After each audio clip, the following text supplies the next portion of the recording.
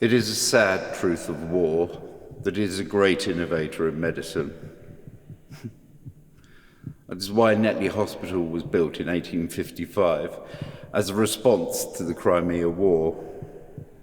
Many eminent physicians carried out groundbreaking research here into vaccines for typhoid, the treatment of gunshot wounds, the purification of water.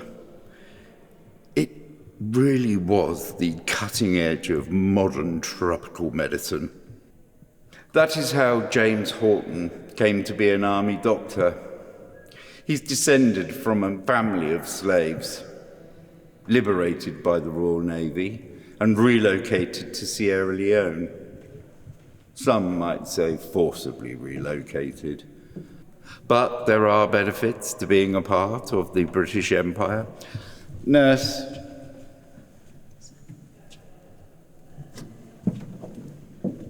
In 1855, Horton received a War Office scholarship to study medicine at King's College London and later at Edinburgh. His training and recruitment was sponsored in the hope that, as he was a native from the colonies, he would be able to withstand the illnesses and mortality experienced by the white serving members of the British military serving around the empire. That's how I came to know him. I am Dr. William McLean, Professor of Military Medicine here at Netley. His training continued here, and I was one of his lecturers. My specialism was on tropical diseases. Horton was inspired. He wrote his doctorate on the medical topography of West Africa. He made the connection, you see, between soil, vegetation, climate conditions, and human health. He wrote an excellent book. Diseases of Tropical Climates and Their Treatments. And his research into soil analysis was published in the Army Medical Report for 1868. I recall he added the name Africanus to his name. James Africanus Bill Horton. Extraordinary. He served as a surgeon all over Africa, in the Gold Coast, in Sierra Leone, in the Gambia, and in the Anglo-Ashanti Wars. So the investment by the War Office, one could say, was money well spent. When he left the army, he returned to Sierra Leone, and he did very well for himself there, I believe, in business and in politics, was very well respected. And, if I may make so bold, was very well respected here as well.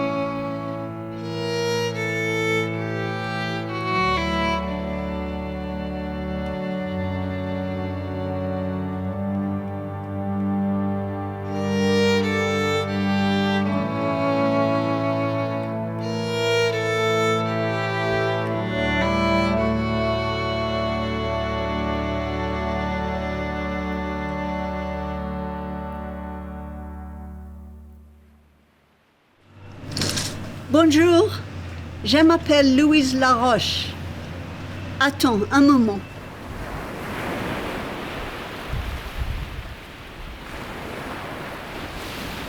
Of course, I have no memory of my father.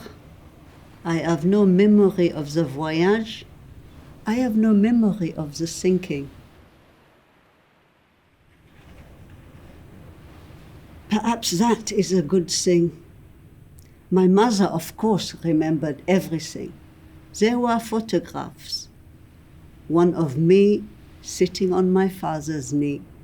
Me, my father, my mother, my sister, we were all in our Sunday best. I was just 2 years old. My father Joseph was from Haiti. He had come to France to study engineering. He was a good pupil. It was whilst he was studying that he met my mother's Juliet. They fell in love and married. My sister Simone was born first, and I the following year in 1910. Mother tells me I was very frail. I was not expected to make the old bones. In 1912, my mother was expecting again my brother. A growing family, my father wanted a better life. Although he was an educated man, he spoke French as well as English and Creole, that is what is spoken in Haiti. He could not get a well-paid position. In France, he could not get the avancement he would have had if he was white. So my father decided to return to Haiti. His uncle was president of that country, and opportunities would be better. That is why my father decided to go home. As my mother tells the story, we were supposed to sail first class on SS France, but my father would not take that ship because we would have been separated as children in the nursery and not with our parents in their cabin. My father would not be parted from his daughters, so the tickets were exchanged for second-class tickets on the Titanic. I have a letter my mother wrote to her father when the ship docked briefly in Ireland. The arrangements could not be more comfortable. We have 2 bunks in our cabin, and the 2 babies sleep on a sofa that converts into a bed. One is at the head, the other the bottom. A board put before them prevents them from falling. They're as well, if not better, than in their beds. Here I am mentioned by name. The girls ate well last night. They only took a nap in the whole night, and it was the chime of the bell announcing breakfast that woke them up. Louise laughed a lot at it. At the moment, they are strolling on the enclosed deck with Joseph. Louise is in a pram, and Simone is pushing her. She writes that the sea is smooth and the weather wonderful. It was just a short time later that the grand ship was lost. I remember little of that night, but my sister Simone, she remembers feeling very frightened, and that feeling never went away. What I do remember is the icy water at the bottom of the lifeboat. My feet were frozen. My mother, my sister, and I were put into lifeboats, but my father was left behind in the ship.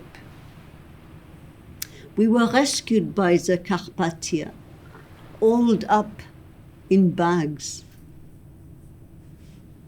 Maman knew that my father was lost. We also lost all our valuables. My father had everything in his pockets. On the Carpathia, Mother kept hold of the napkins on the table to make nappies for us.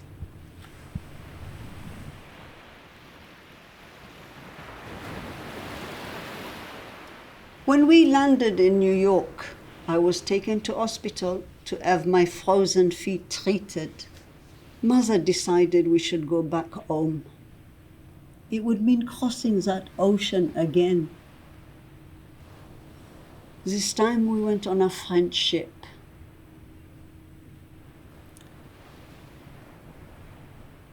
Mother struggled for years. And it was in 1918 that she got some recompense, 150,000 francs, which she used to set up a small business, dyeing cloth and making craft. We lived in Maman's home. Me, Maman, my sister Simone, and my brother who never met his father. I never wanted to dwell on the Titanic. It was over. It was in the past. What was worse was when the Nazis invaded France. As mixed-race children, we could have been persecuted, and worse. And that is why my mother hid the fact that our father was black.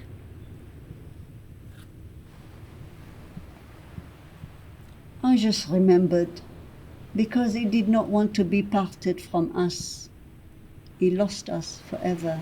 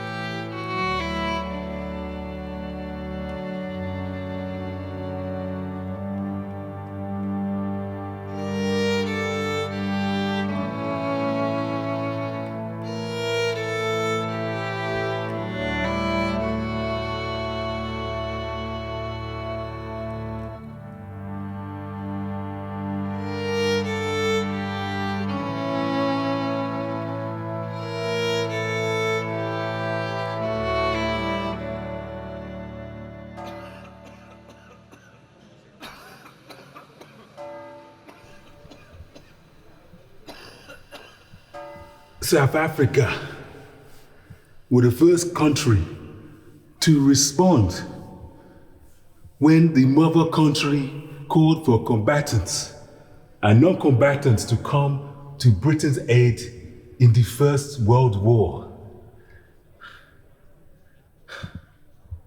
The South African Native Labour Contingent. It was January 1917 when we first left Cape Town. The Mendi was a merchant vessel. Going to war was forbidden for us. We were not allowed to bear arms. Well, we were not needed to. Our jobs were to dig trenches, to cut trees, to build roads and put up camps.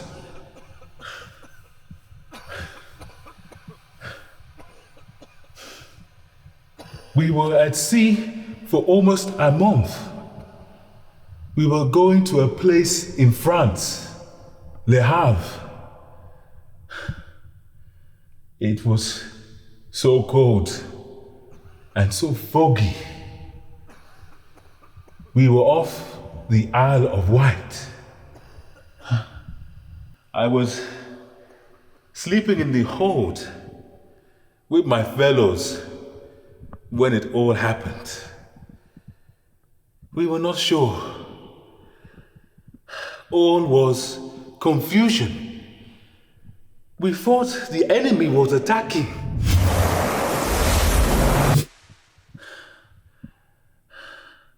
I found out in the end we were rammed by a liner, the Darrow. It ripped a huge hole in our starboard side. The ship went down in less than 25 minutes. We were tipped into the sea. So many drowned. 650 men died. Many of the cold. Many could not swim. As the ship was going down, our Reverend Dioba, he gave us some words of comfort. Be quiet and calm, my countrymen.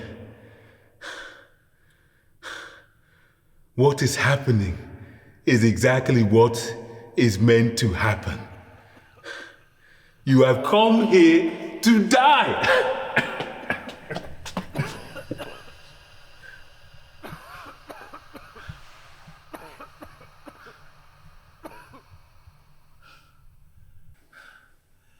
This is what you have come to do.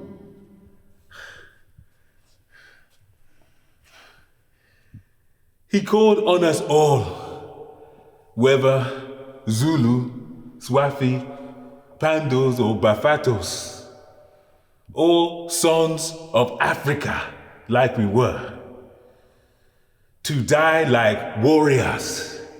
We had to leave our shaggies behind, but we still had our voices and our bodies. So we did the warrior's death dance while the ship went down. I don't know how I came to survive, as most died. I was picked up by the naval ship, the Brisk. I went on to serve. And every time I heard the ship's call, when I heard the whistle, I'd cry out. I would think the ship is going down.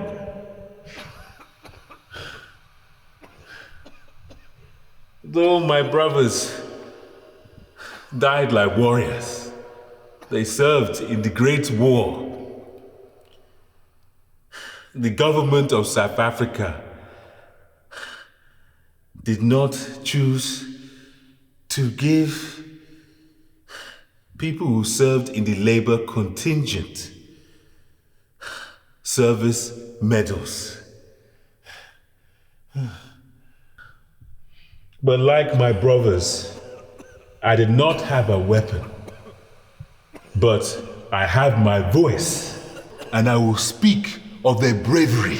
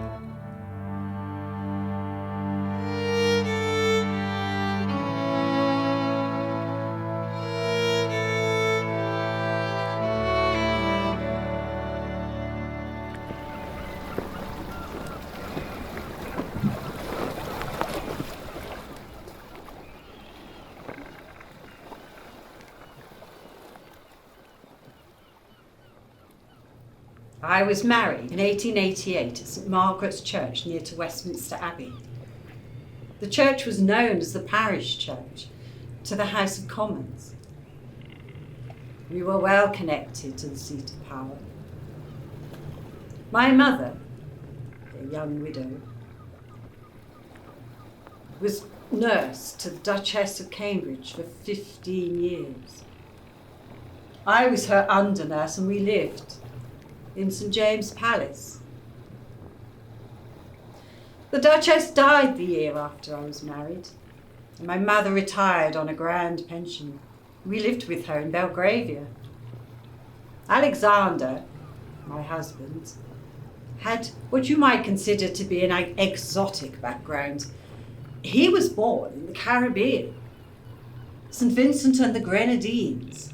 Doesn't that sound romantic? He certainly swept me off my feet. He was a mariner, worked for the Royal Mail Steam Packet Company. That is why we came to Southampton.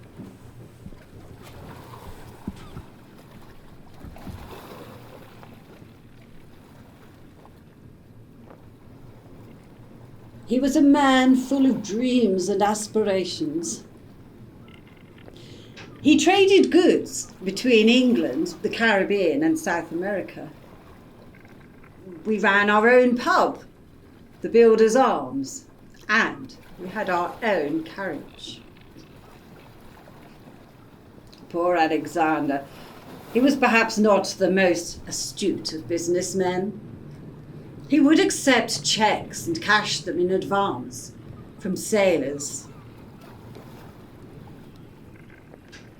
Things started to go wrong.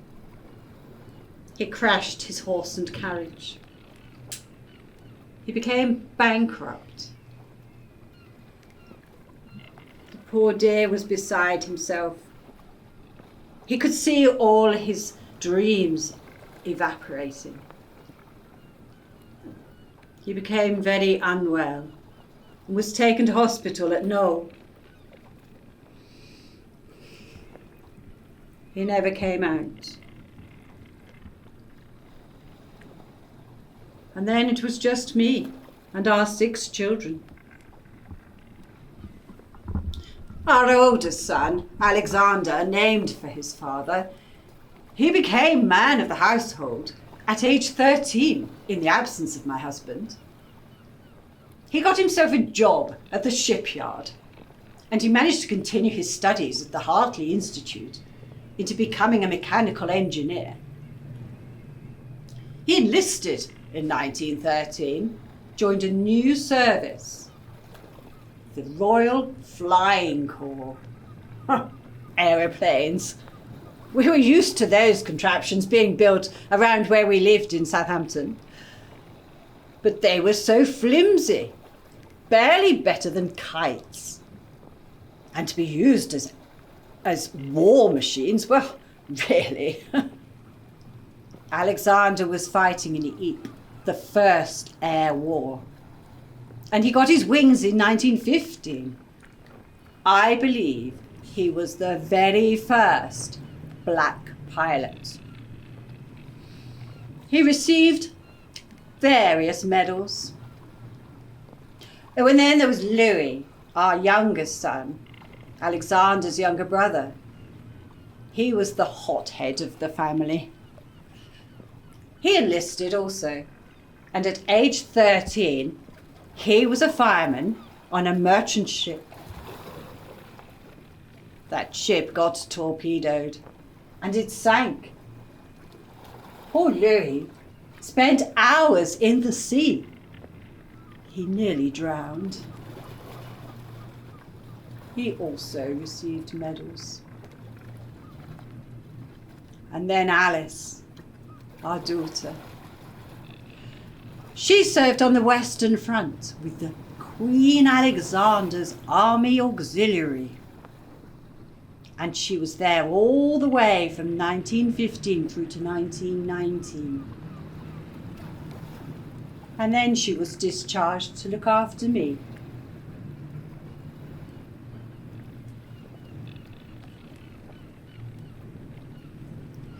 Poor darling Alexander. He never got to know about the exploits and the bravery of his children. He died in 1905. But if he had, I know he would have been very proud of all of them. So very, very proud.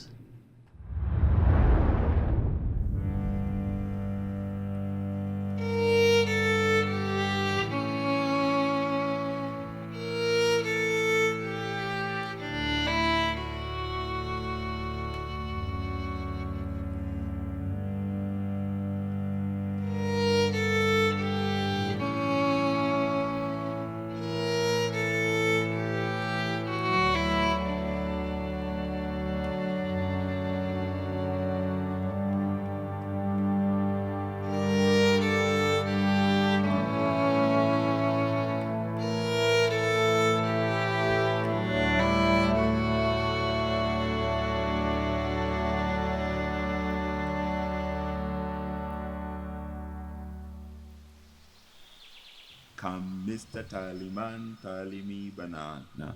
Daylight come and me wanna go home. Daylight come and me wanna go home. A trip on a banana boat sounds romantic. A long, lazy voyage, tropical nights, stopping at ports lined with palm trees. Passengers would travel on the banana boat run by the Fives. Mind you what the crew used to say, every banana a guest, every passenger a pest.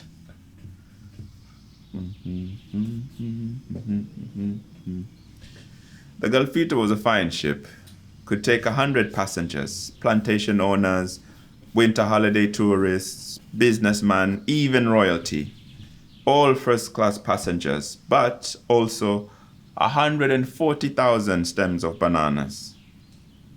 A 4 to 5 week journey to Barbados, Kingston, Port Antonio, Montego Bay, Trinidad, and many, many places.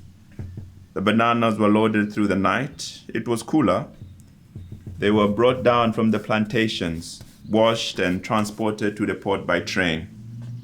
And the tallyman was there, counting up the bananas, making sure none were missing. Come, Mr. Tallyman, tally me banana. Daylight come and me wanna go home. Come, Mr. Tallyman, tally me banana. Daylight come and me wanna go home.